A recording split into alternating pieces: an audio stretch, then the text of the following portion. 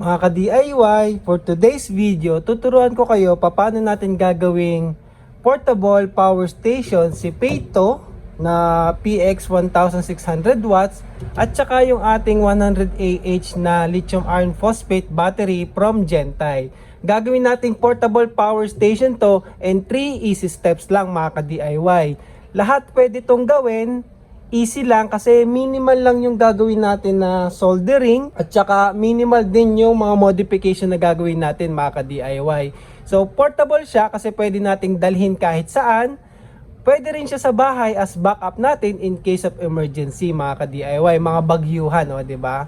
So finally magagamit na natin si Peito 1600 watts bilang power station. Ituturo ko na sa inyo kung paano siya gagawin in 3 easy steps lang, o diba? So kung gusto nyong malaman, stay tuned lang at saka sa dulo ng video natin, meron tayong announcement mga ka-DIY. So yun, go na tayo sa first step ng ating build. So para sa first step natin mga ka-DIY, kakailanganin natin ng grinder,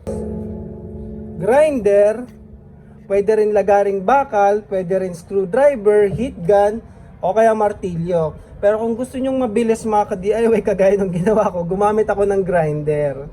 So unang-una nating steps ay grinderin yung ating battery para mailabas natin yung battery natin. Grinderin natin yung case ng ating battery para mailabas natin yung battery sa loob mga ka-DIY. So ito yan, habang ginagrinder nyo yan, ingatan nyo lang kasi huwag nyo masyadong ilalalim yung talin kasi baka may tamaan na wire. Mararamdaman nyo naman yan kapag medyo lumubog na siya, lumusot na o naputol na yung case. Iangat nyo na kaagad yung grinder para hindi tamaan yung mga wire mga ka-DIY. Isa pang way ng maingat, gumamit na lang kayo ng lagaring bakal. Pwede rin yun mga ka-DIY. Mas matagal nga lang. Yung grinder kasi mas mabilis. Iingatan nyo lang mga ka-DIY para wala tayong mapuputol na wire, ha? So ayun, pag naputol na natin, ayan, ito na siya. So ayan, ilalabas na natin siya sa case. So natanggal ko na rin yung connection niya, nilagyan ko na lang tape. Ilalabas nyo lang yan sa case, itataktak nyo lang mga ka-DIY. Lalabas na yan, o ayan o. Dahan-dahan lang. Ayan, oops. So ito na yung ating napakagandang lithium iron phosphate 100Ah from Gentile. So ito yung kanyang malaking BMS.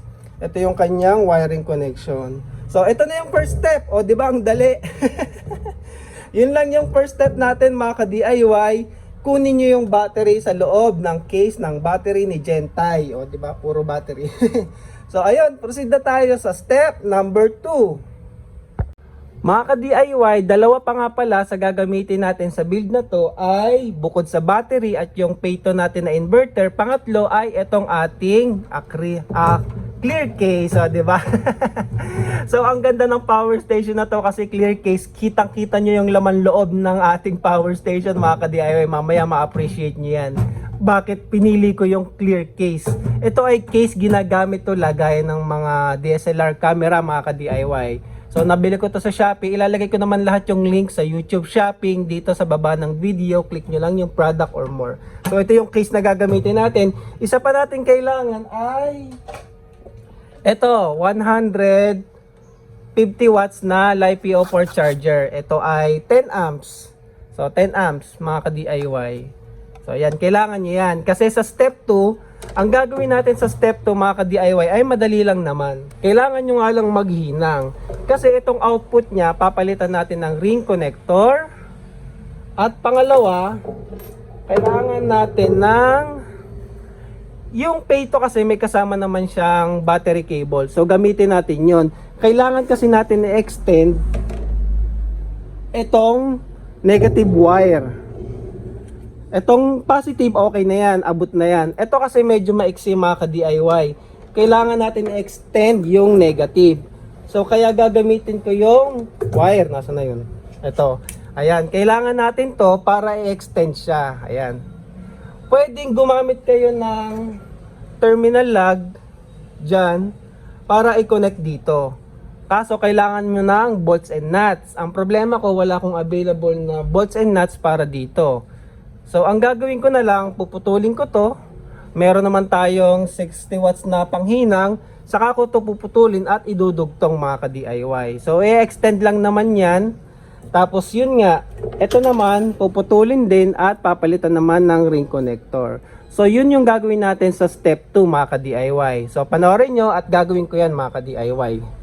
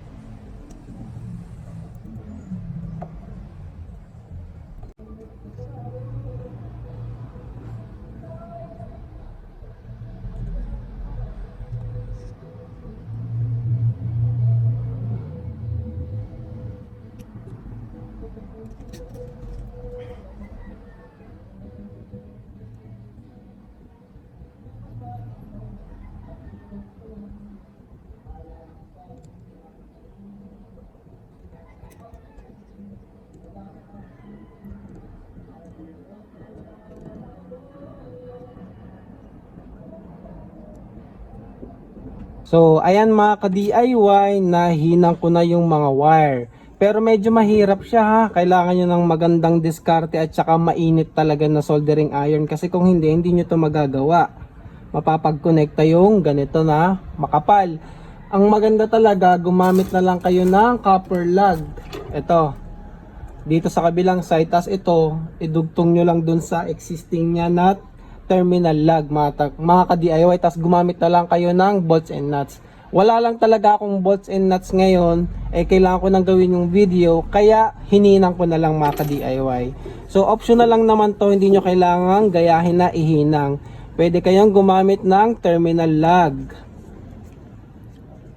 So ayan. Tapos babalutin ko na lang din for protection. Ayan. Tapos hindi pa tapos. Yung sa ating charger, ayan, nakita nyo naman, nakabit na natin yung dalawang ring connector. So, tapos na tayo sa step number 2. Step number 3 naman mga ka-DIY, ang pinakamadali.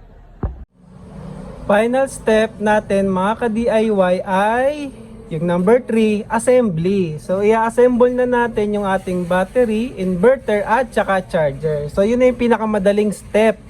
Kasi yung unang step, bubuksan natin yung battery, medyo challenging. Pangalawa is yung paghihinang natin ng konti. At pangatlo, assembly, yung pinakamadali mga ka-DIY. So, paano yung arrangement niyan? Ito yung charger. Pwesto nyo lang dito. Tapos yung ating inverter dito sa taas. Para sa assembly, i-connect lang natin yung positive ng charger at saka positive ng ating battery. So, i-connect lang natin dito. Gamit lang din kayo ng washer.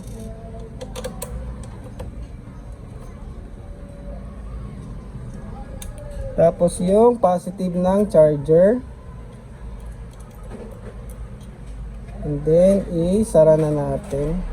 I-lock na natin.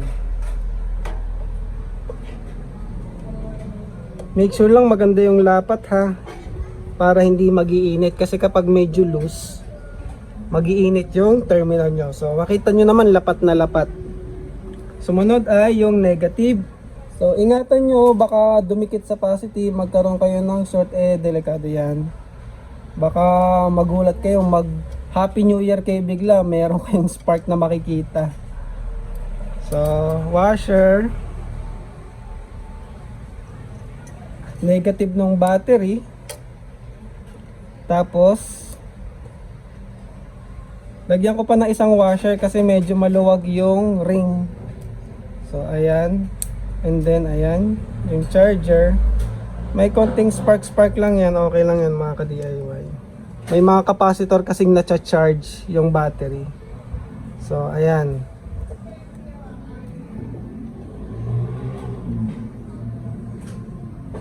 So higpitan nyo lang para sure na walang maglulus, walang iinit. Usually yung kasi yung nagkokos ng mga umiinit mga ka-DIY ay loose connection. So ayan siya. So ayan. So yan na yung arrangement niya. Try nating i-power on. So ayan no. May voltmeter naman tayo dyan. Nakikita nyo 13.8. Tapos yung AC output natin 220 volts. Ayan. Tapos try natin i-charge kasi andito na rin yung charger. Meron tayong wattmeter dito para makita nyo na nagcha-charge siya. Ayan no. So ayan, meron tayong 130 watts charging. Tapos makikita nyo tumaas din yung voltage natin dito ng battery.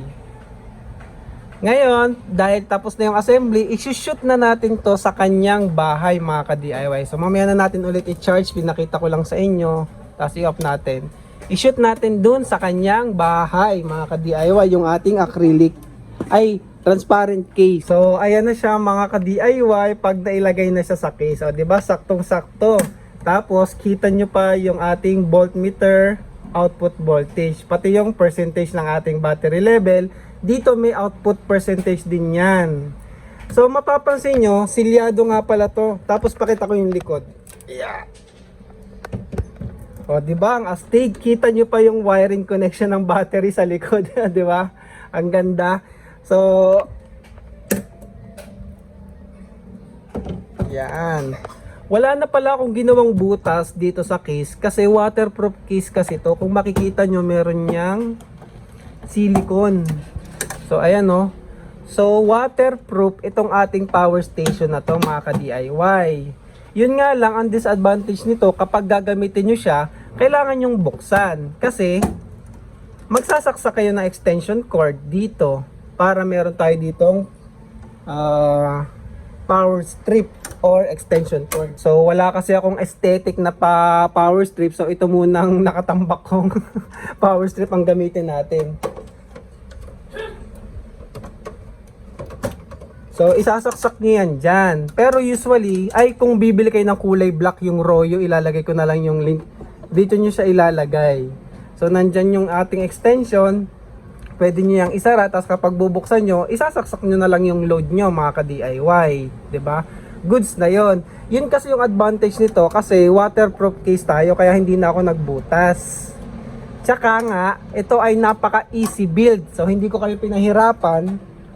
Pero kung ayaw nyo naman gumamit ng extension, tapos gusto nyo meron siyang output dito, tapos waterproof pa rin, medyo advanced na yon, gawin natin sa upgraded version nito mga ka-DIY.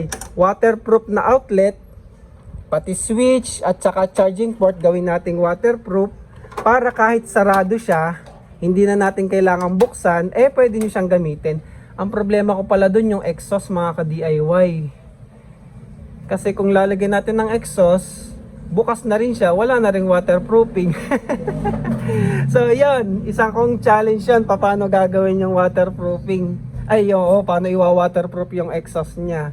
Kasi kapag ganitong bukas, lumalabas naman yung exhaust niyan. Kasi may fan to may fan din yung ating charger. So okay lang kapag nakabukas ng ganyan. So charge ulit natin.